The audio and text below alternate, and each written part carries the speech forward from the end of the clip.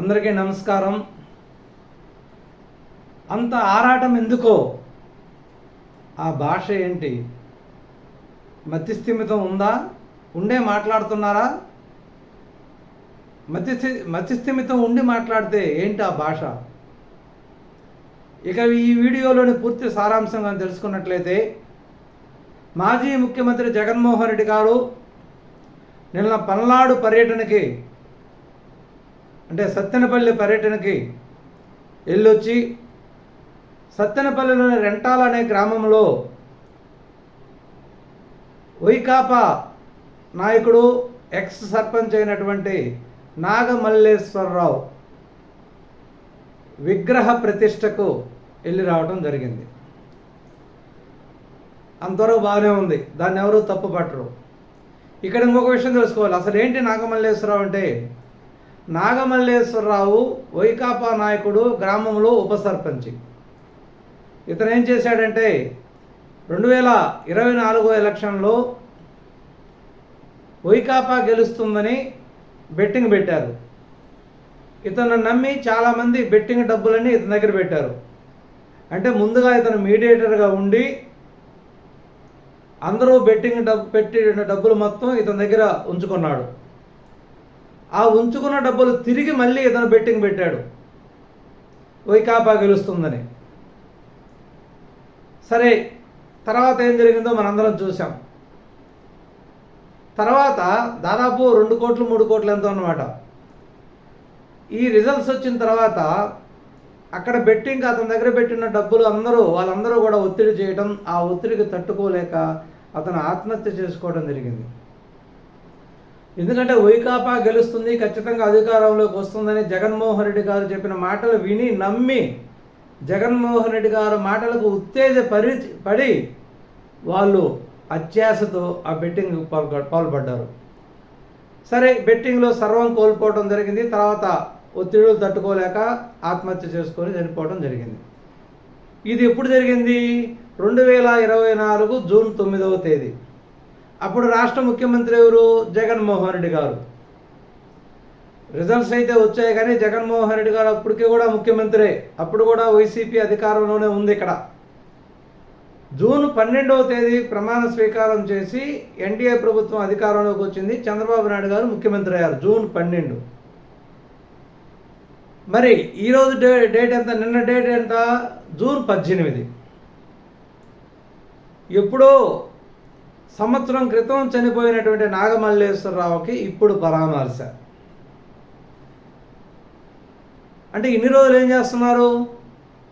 సంవత్సరం రోజులు మీకు తిరిగి లేదా నాగమల్లేశ్వరరావుని పరామర్శించడానికి?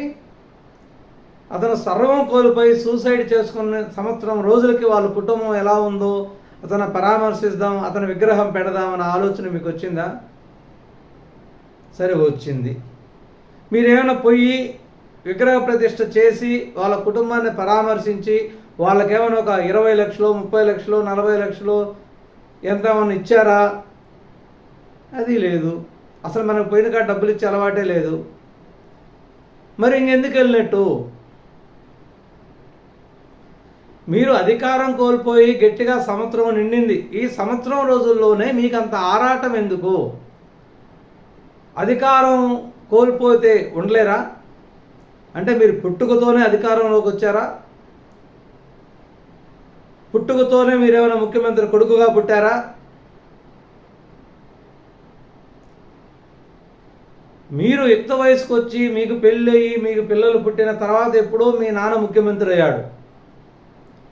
సరే, మీ నాన్న ముఖ్యమంత్రి కావటం, రాజశేఖర రెడ్డి కొడుకుగా మీరు చేసుకున్న అదృష్టం కొంది, రాజశేఖర రెడ్డి గారు చేసినటువంటి కొన్ని మంచి పనుల తాలూకా ఫలితమే మీరు ముఖ్యమంత్రి కాగలిగారు.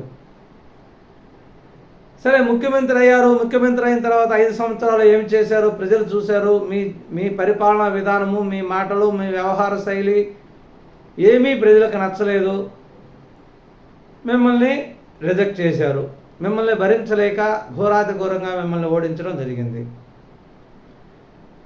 సరే, తర్వాత మీరేమన్నా కనీసం ఎప్పుడైనా రివ్యూ మీటింగ్ పెట్టి వైఎస్ఆర్సీపీ పార్టీ కార్యవర్గాన్ని మొత్తాన్ని సమావేశపరిచి అసలు మనం ప్రజలకు ఇంత సంక్షేమ పథకాలను మనం అమలుపరిచాము, మనం ఎందుకు ఓడిపోయాం, మనం ఓడిపోవడానికి గల కారణం ఏంటి అని ఎప్పుడైనా విశ్లేషించుకున్నారా?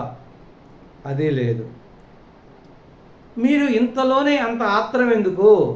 తిరిగి వెంటనే అంటే సంవత్సరమో 2, 3 సంవత్సరాల్లో మళ్ళీ వెంటనే రిజల్ట్స్ వస్తాయి, మళ్ళీ మనమే ముఖ్యమంత్రి, చంద్రబాబు నాయుడు గారు ఎక్కువ రోజులు ముఖ్యమంత్రిగా ఉండడు, మళ్ళీ మందే రాజ్యం, మనమే ముఖ్యమంత్రి. ఈ మాటలేండి. సరే, ఎవరైనా చెప్పుకోవచ్చు తిరిగి మళ్ళీ మనం అధికారంలోకి వస్తాం, మనమే ముఖ్యమంత్రి అవుతాం, అప్పుడు దాకా మన కార్యకర్తలందరూ సమయవనంగా ఉండండి, ఖచ్చితంగా ప్రజలు పొరపాటు పడ్డారు, ఇప్పుడు తప్పు తెలుసుకున్నారు కాబట్టి మళ్ళీ మన వైపే అందరూ చూస్తున్నారు అని 4 మంచి మాటలు చెప్పుకో. అది కాకుండా ఉదయం లేస్తే గంజాయి బ్యాచీతో స్నేహం, డ్రగ్స్ బ్యాచీతో స్నేహం. తెనాలిలో మొన్న గంజాయి బ్యాచీ పోలీసుల మీద తిరగబడితే వాళ్ళకు పోలీసులు తగిన శిక్షణ వేస్తే దాన్ని పరామర్శించడానికి వాళ్ళ దగ్గరికి వెళ్తాం. సంవత్సరం క్రితం చనిపోయిన నాగమల్లేశ్వరరావు కుటుంబం పరామర్శించడానికి వెళ్ళి ప్రభుత్వం ఇచ్చిన పర్మిషనానికి విరుద్ధంగా ఆ ఊరికి 100 మందే పోవాలి, దాదాపు 10 వాహనాలతో పోవాలని పర్మిషన్ ఇచ్చింది. మీరు 500 వాహనాలతో వేలాది మందితో గత 5 రోజుల నుంచి అందరూ పోరాడి జనాలను రప్పించుకొని పోతా ఇద్దరు చంపేసిపోయారు. అంటే ఒకరు ఎప్పుడో చనిపోయిన ఒక వ్యక్తిని పరామర్శించడానికి ఇప్పుడు 2 నిండు ప్రాణాలను ఇప్పుడు బలిగొన్నారు మీ వల్ల. సరే, ఓకే. ఇప్పుడు చనిపోయిన ఇద్దరు చనిపోయిన వ్యక్తులను ఏమైనా పరామర్శించారా మీరు? అది ఆ కార్యక్రమం అయిపోయిన తర్వాత అయినా తిరిగి వాళ్ళ దగ్గర పరామర్శించాలి కదా. వాళ్ళకేమన్నా కొంత స్వాంతన చేకూర్చడానికి వాళ్ళ కుటుంబానికి ఏమైనా కొంచెం డబ్బులు ఏమైనా ఇచ్చారా? అది లేదు. మీటింగ్కి పోవటం, త్వరలో మేమే అధికారంలోకి వస్తాం, అంతు చూస్తాం, 2029 ఎలక్షన్లో గెలిచిన తర్వాత గంగమ్మ జాతరలో మేకపోతులను బలించినట్టు రఫా రఫా రఫా రఫా అని నరికేస్తాం అని మాట్లాడటం, దౌర్జన్యం చేస్తూ అక్కడ ప్రజలను ఉద్రిక్తపరచడం, రెచ్చగొట్టడం, అమాయక యువకుల్ని మీరు వాడుకోవటం చాలా ఎంతో దౌర్భాగ్యం, సిగ్గుచేటు. సమాజానికి పనికి వచ్చే ఒక చర్యన మీరు చేస్తున్నారా? సమాజానికి పనికి వచ్చే ఒక మాటనే మీరు మాట్లాడుతున్నారా? ఒక బాధ్యత గల ప్రతిపక్ష నాయకుడిగా, మాజీ ముఖ్యమంత్రిగా మీరు ఇప్పుడు ప్రభుత్వం చేసే పొరపాట్లని వాటిని ఎత్తి చూపండి. పోలవరం ప్రాజెక్టు ఇంకా స్పీడ్గా చేయండి. రాజధాని అంటే మీరు ఎలాగ అప్పుడు దాన్ని తగలేశారు కాబట్టి దాన్ని మాట ఎత్తారు. ఇంకా వేరే మాట్లాడండి. మీరు అమలుపరచాల్సిన సంక్షేమ పథకాలను వెంటనే అమలుపరచండి అని గవర్నమెంట్ ప్రభుత్వాన్ని నిలదీయండి, అసెంబ్లీకి పోండి.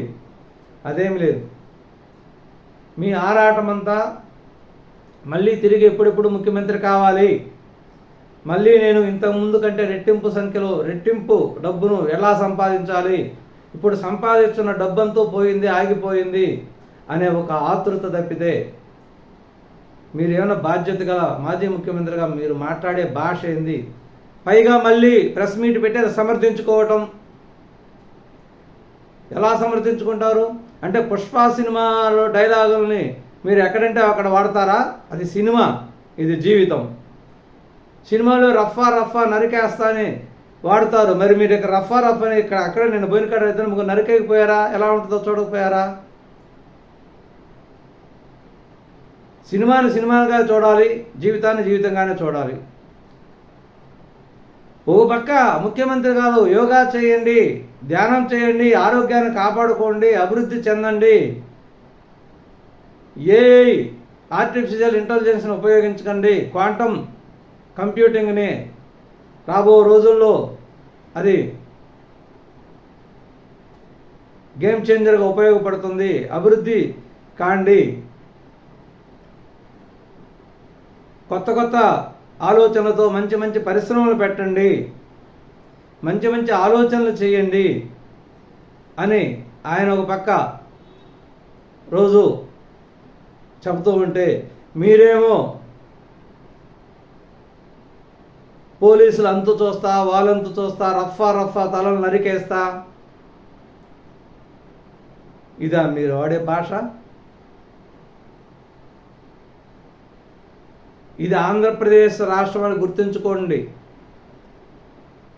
ఆంధ్రప్రదేశ్ రాష్ట్ర దౌర్భాగ్యం అనుకోండి, లేకపోతే ప్రజలకు వచ్చినటువంటి ఒక ఏమంటారు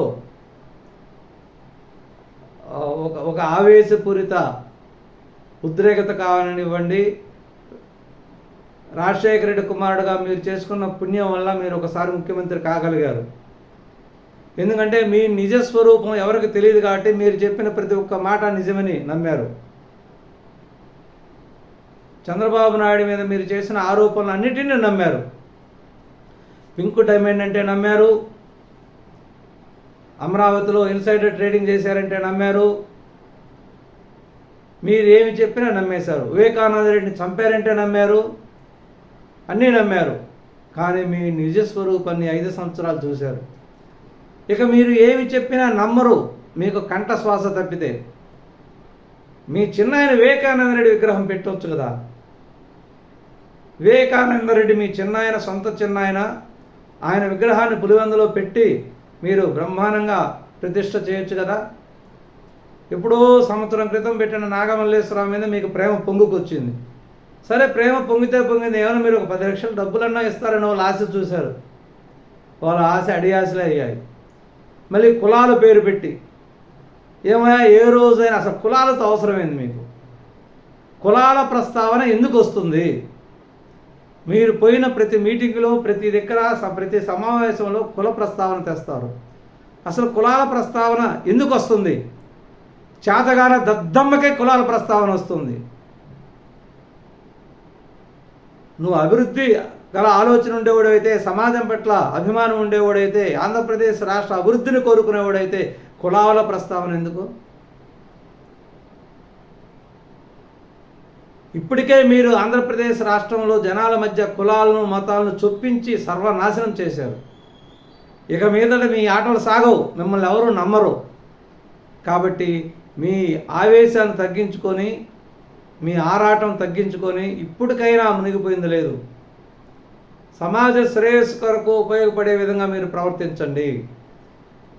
అంటే మీ ఈ యొక్క ఆరాటంలో వెనక ఉన్న రహస్యం ఏంటంటే, ఎక్కడ లిక్కర కుంభకోణంలో మూలాలన్నీ బయటపడతాయి, ఎక్కడ లిక్కర కుంభకోణంలో నా పేరు బయటకు వస్తుంది, రాష్ట్రంలో ఉండే అన్ని కుంభకోణాలని రోజుకోటిగా వెలుగు చూస్తున్నాయి, ఇవన్నీ ఎక్కడ ప్రజల్లోకి వెళ్తాయి. నేను తల్లికి వందనం సంక్షేమ పథకాన్ని అమలుపరిచారు, అది బ్రహ్మాండంగా సక్సెస్ అయింది.